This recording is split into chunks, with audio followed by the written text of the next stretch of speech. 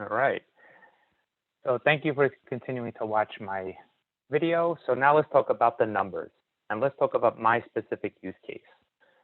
So when I installed my system, I was anticipating to have a higher usage than I currently used over the past 16 months or so. Like I said, I turned my system on really around November, and it's February. So about 16 months I've been using the system, more or less. So what I've done is, in my calculations, I'm going to use 16 months to address all the numbers here. So my total usage over 16 months was 15,521 kilowatt hours. My total generation was 20,451. So I generated about 4,500 more or less in extra electricity. Now, I don't recommend getting a system that's going to give you that much excess because you are paying more per kilowatt than you're actually getting paid from the utility company. I just was accounting for additional energy consumption. However, COVID hit and I haven't been able to really drive my car much because I don't really have anywhere to go anymore. I also work from home, so I don't drive to the office. So my energy consumption is actually just the usage I have while I'm home. Now, I typically work from home anyway, but on the weekends I would go out, I'd maybe go to the store more often, go out to eat, visit friends. I'd have more activity, so I would have higher energy consumption because I do own a Tesla Model 3, and I do love the car as well. So based on all those numbers, I've also ended up putting back 12,104 kilowatts into the grid. Now, how do those numbers work for me? And this is my current usage. This is not really what I plan to do, but this is just how the numbers worked out for me. Now, as I stated, I was able to find an electric company. The company I was able to find was Amigo Energy out here in Houston, Texas. Now, there may be other companies that offer similar plans or may not. Got to find a company that best suits your needs. Having the solar buyback and the free nights was great because it kind of helped me address the cost of the system. So now in this scenario, what you'll see is about 50% of my usage is from the grid and 50% is from the solar, right? Because I generated 15,000, I used about 7,800, so that's about 50% or so. So my peak time is 50% and my off-peak time is 50%. Now your use case may differ. Maybe you go to work somewhere, so you're not home during the day. So your energy usage is mostly at night. For this scenario, I'm kind of half and half, okay? Now, the way I did the math is I said my home usage was 15,521 times 14.9 cents. That was my average rate for solar based on the rate plans that I had with my particular energy provider. Depending on the amount of electricity would determine my rate. So on a month where I didn't use that much electricity, say in the winter time, where I wasn't running my AC 24/7 because it wasn't 100 and something degrees here in Houston, my energy consumption was lower, so my rate was higher. I paid between, say, 12.9 cents and 15.9 cents, depending on where I fell in the month. So when I looked at my prior statements, it came out to about 14.9 cents average. So we're going to use that just as a number. And I'll update the number later on in the scenario just to kind of show you where it falls. Now, my use case might be different from yours. So you want to do is get a system that's sized right for you. And I'm going to kind of explain a lot of that here. So in this scenario, that comes out to about $144.54 per month. However, I still have taxes and connection charges and other things to take into consideration on my electric bill, which kind of put that cost a little higher. Now, this is not exact, right? Because I started more towards the end of November to turn my system on. And then it's not the end of February, so it's not a full 16 months, but I'm just going to use 16 months as a starting point. If I adjust the numbers down to 15 or 14 months, which would be closer to accurate, which I will do just to kind of show the difference in the numbers in this video, you'll be able to see the slightly difference in cost.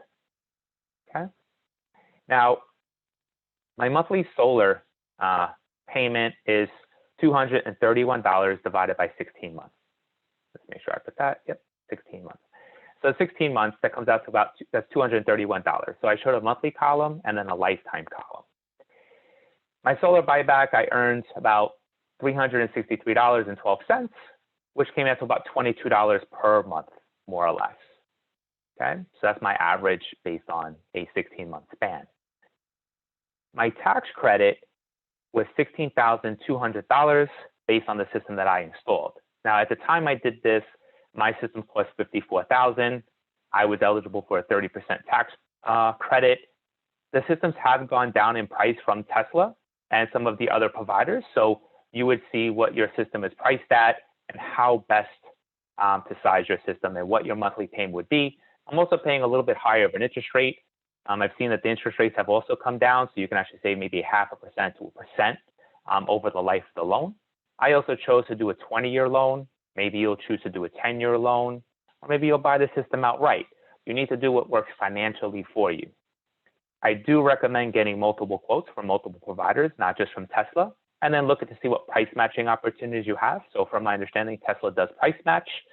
And also you have to take into consideration is if you do with a third-party provider outside of Tesla, most often if they're going to be installing a backup battery system, it's going to be a Tesla Powerwall. So why not just go directly to the company that makes and produces it and sells solar equipment, right? Why go to a third party? But if the third party is offering a better rate, then I would say go with the third party, okay? You have to see where your bids come in. Another thing is not all bids are the same. Some companies are actually going to give you different systems. So for instance, when I did my bids, I had one offer me like a 7.4 kilowatt system, rated system, but it generated a little bit more based on my location. I had one give me a 10 kilowatt system. And then I actually requested a 12, like 11.9, almost 12 kilowatt system from Tesla. So I had 3 different bids, but when I did the math per how much it cost per kilowatt, the other providers were much more money, and I didn't have to even do price matching because Tesla was already giving me a better price.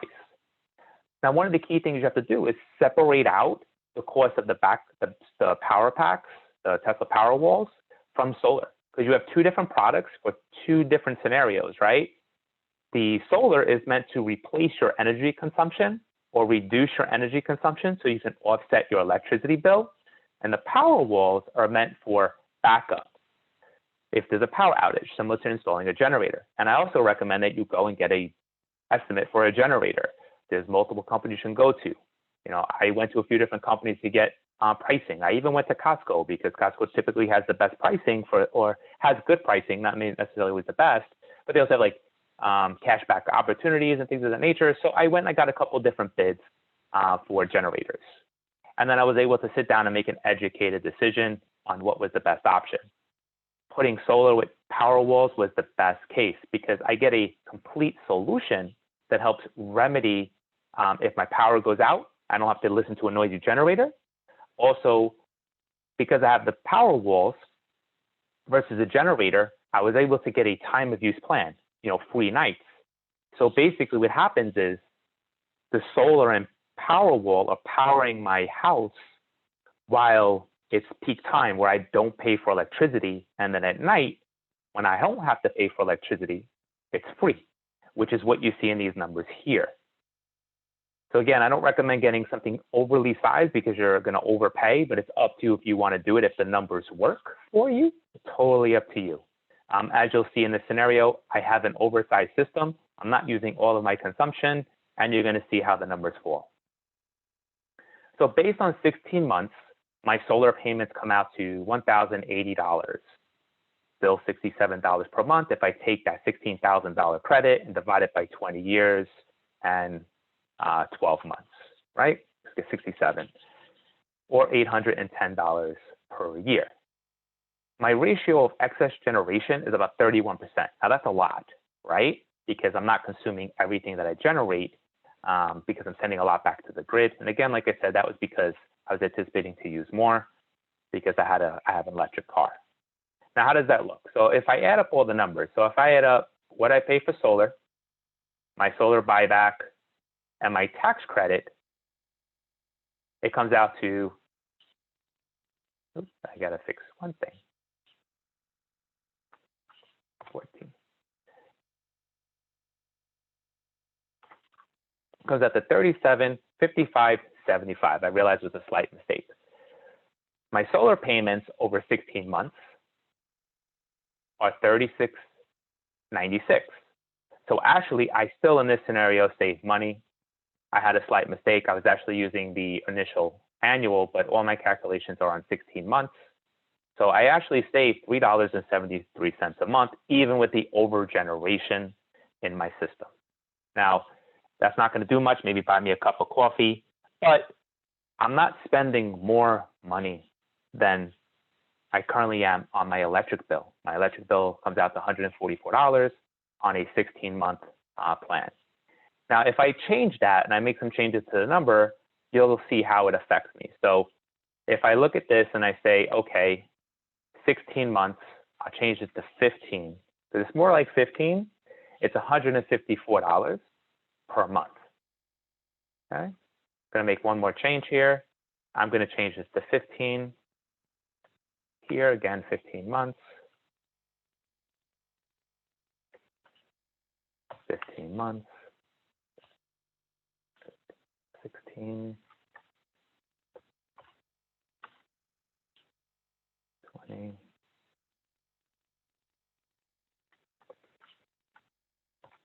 Now, the reason I did this is because I'm pretty sure someone will troll my video and try to find that something's wrong with my calculation. So I think my time span's more like 15 months, but it's really like 16 because I said like November to February. So I want to kind of be as detailed as possible and make sure that my numbers work.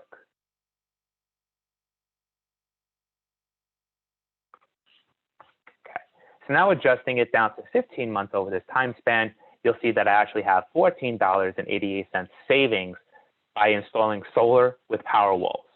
So I haven't taken more money out of my pocket. I haven't incurred an additional expense. And the reason being is the plan that I was able to get gave me solar buyback at 3 cents per watt. I got time of use where I pay nothing during peak, by off-peak time, and I pay 20 cents for peak, but I'm not using anything during the peak time because I am covered by my power walls and solar generation. And as I showed you earlier in the video, you can see in the metrics, I'm not using anything really during the peak time. Now, what I did to kind of give you to understand the tax offset is I took the $16,000, I put it in the bank, or I put it in an investment account, whatever you choose to do, and I divided it by 20 years. So that money, I didn't go and buy a car, I didn't go on vacation. I put it to offset the difference between what I currently pay for electric, or what these numbers are here, which don't take into account, connection charges and additional surcharges and taxes, which are on my bill. Like I said, mine was really closer to like 180 after I was done with all the fees per month. But we'll just use these numbers based on how I'm calculating it, just using pure numbers. So took it, spread it out over 20 years. I'm still ahead, $14.88. Now this is not taking into account an increase in electricity. Since I bought this home about 6 years ago, almost 6 years ago, I've seen my electricity go up 33%. Because when I first moved here, it was before Harvey. And after Harvey, my rates went up 33%.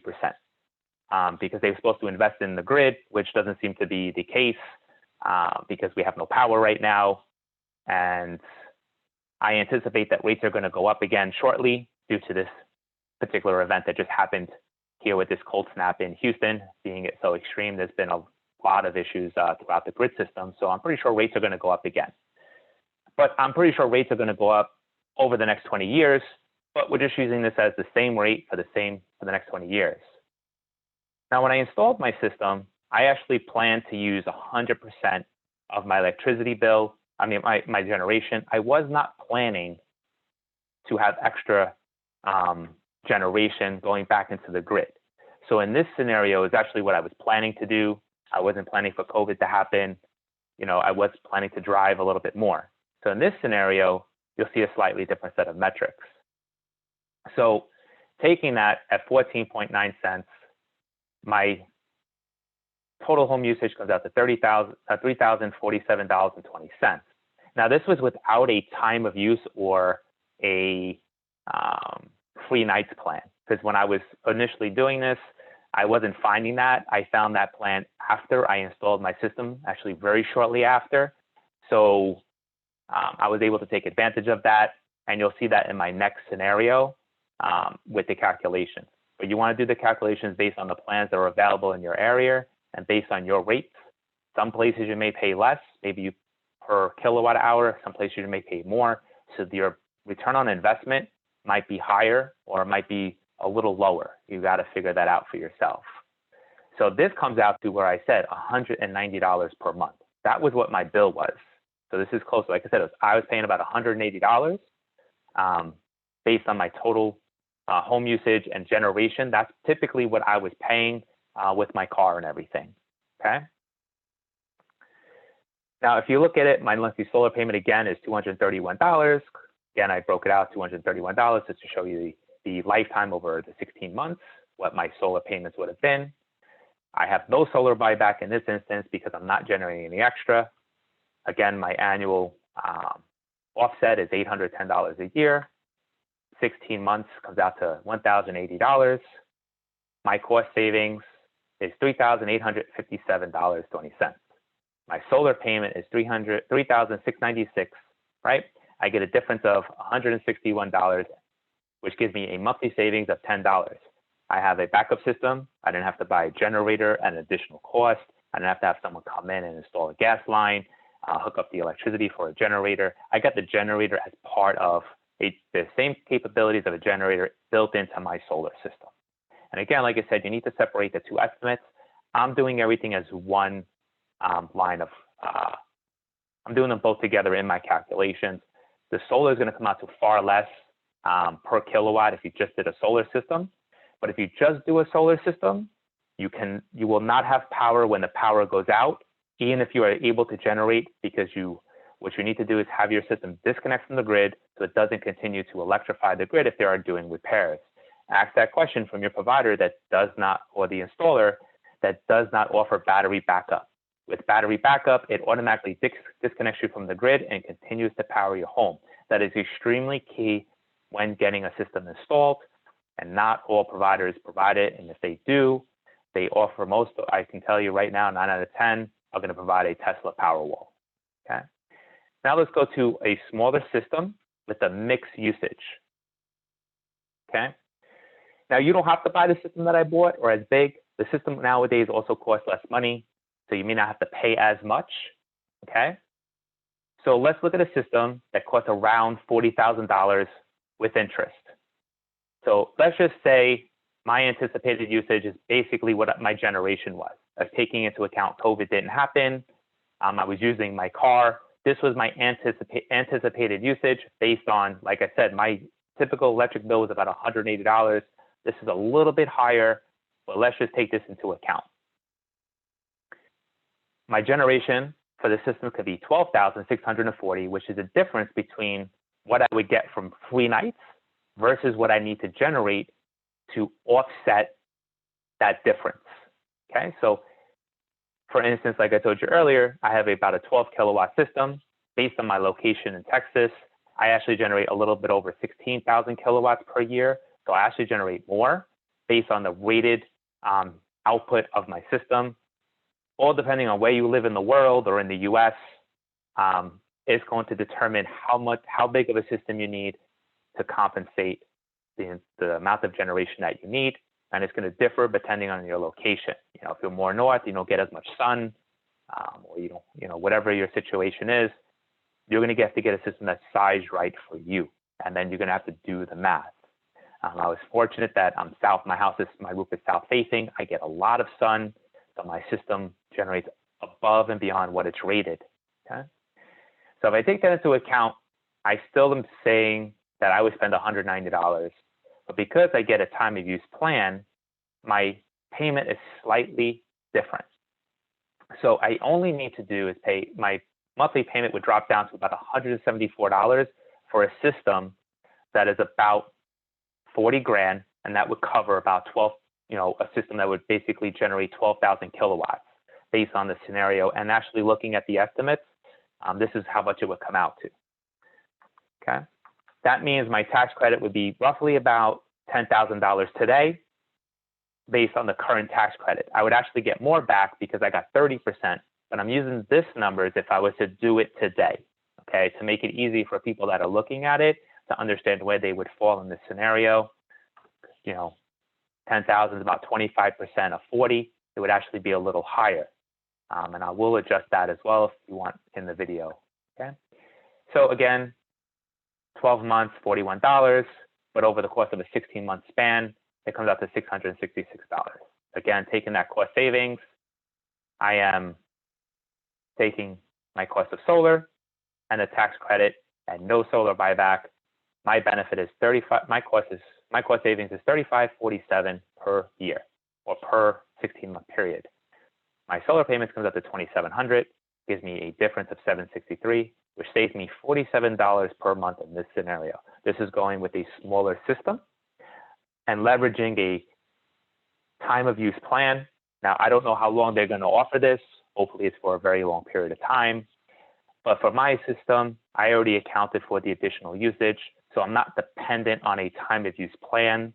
But if if that's your goal, you can always add more solar panels later on your home. Maybe in the future, well, most likely in the future, they'll probably generate more electricity and probably cost less. So you can always add more later. You don't have to add them all now. I chose to do it up front. So my cost savings is about $10 per month. Now, again, I got the insurance of having power when there's no power. I have generator capabilities, and I've completely offset my electric bill. I am not paying more money. I'm actually paying less over the lifespan of my loan.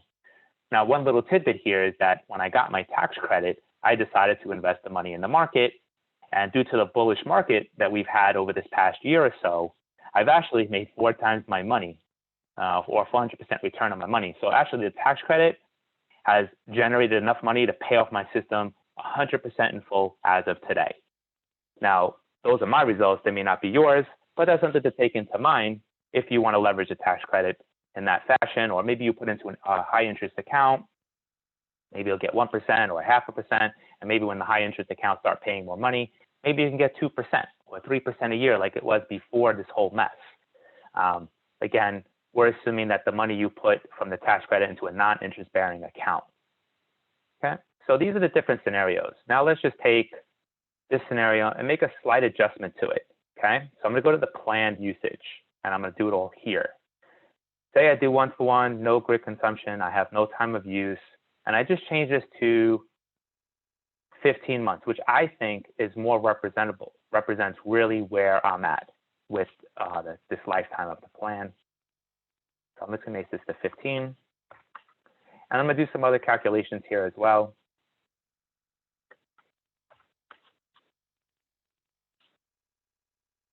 Make some quick really changes here.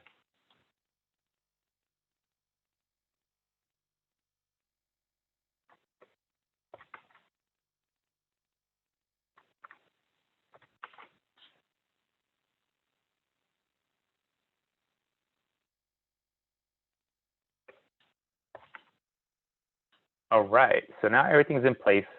Now, if you look, if I change it to 15 months, my savings are higher, right? I'm saving $26.15 per month. And I think this represents actually my current situation. It's more like 15 months. It isn't really a full 16 months, but you can see the slight difference. So between $10 and $26 savings per month. Now, some of you out there are going to be like, well, I pay less per kilowatt. So let's fix that. So let's go as low as, say, 12.9 cents per kilowatt. Where are my savings? I pay $1.12 more per month. Again, like I said, I'm buying insurance here. So I'm paying $1.12 more per month to have insurance that if my power goes out, I don't have to throw the food away in my refrigerator. If there's extreme weather conditions where it comes to 17 degrees again in the Houston, Texas area, while I'm still living in my home, who's to say that doesn't happen again next year or in a few more years? No weatherman or no one could predict this.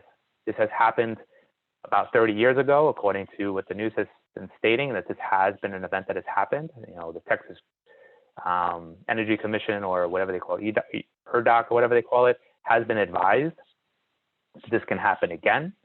So if they don't properly maintain the system going forward and this happens again, I am still protected and I only have to pay $1.12 per month. You can go lower in your rate. You have to figure it out. If I go, say, 11.9 I pay $14.76 per month. And like I said earlier, is I'm paying for insurance at this point. Before I wasn't paying anything. I was actually saving money. In this situation, I'm paying a little bit more, and I'm still getting the peace of mind. Just like you buy car insurance, you buy health insurance, you buy life insurance. If you buy health insurance, you don't use it. You just spent money just to make sure that if you get sick, you don't have to pay astronomical medical bills.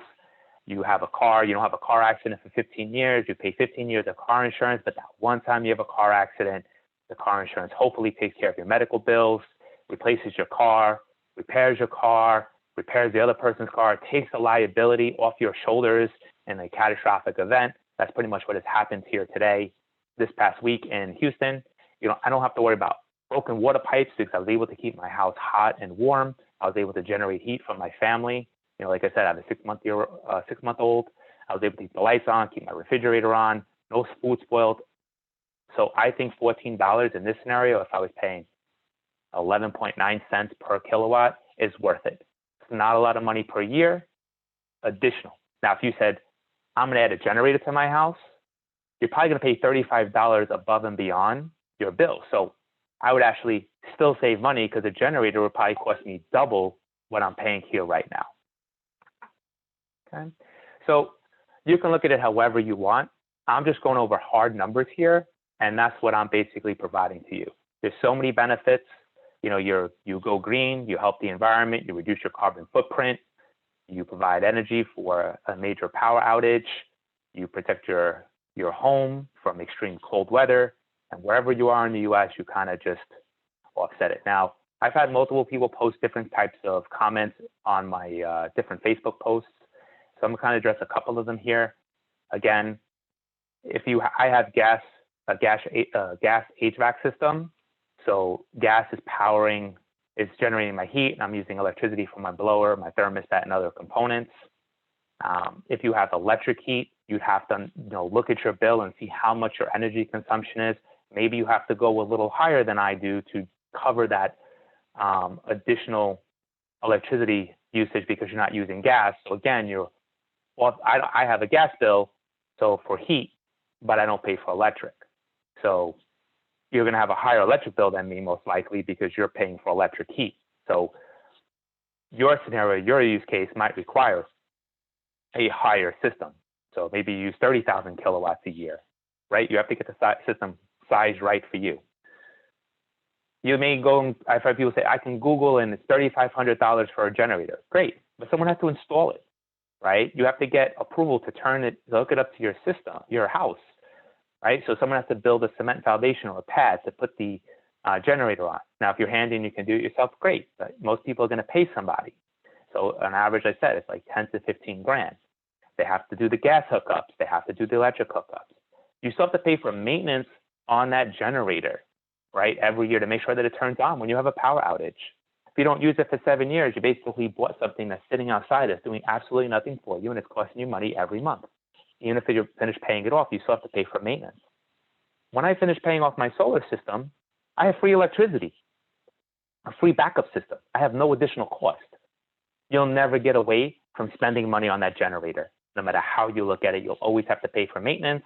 And if it fails and you're not handy, you're going to have to pay someone to come and repair it if you're outside your warranty period. Take all that into account.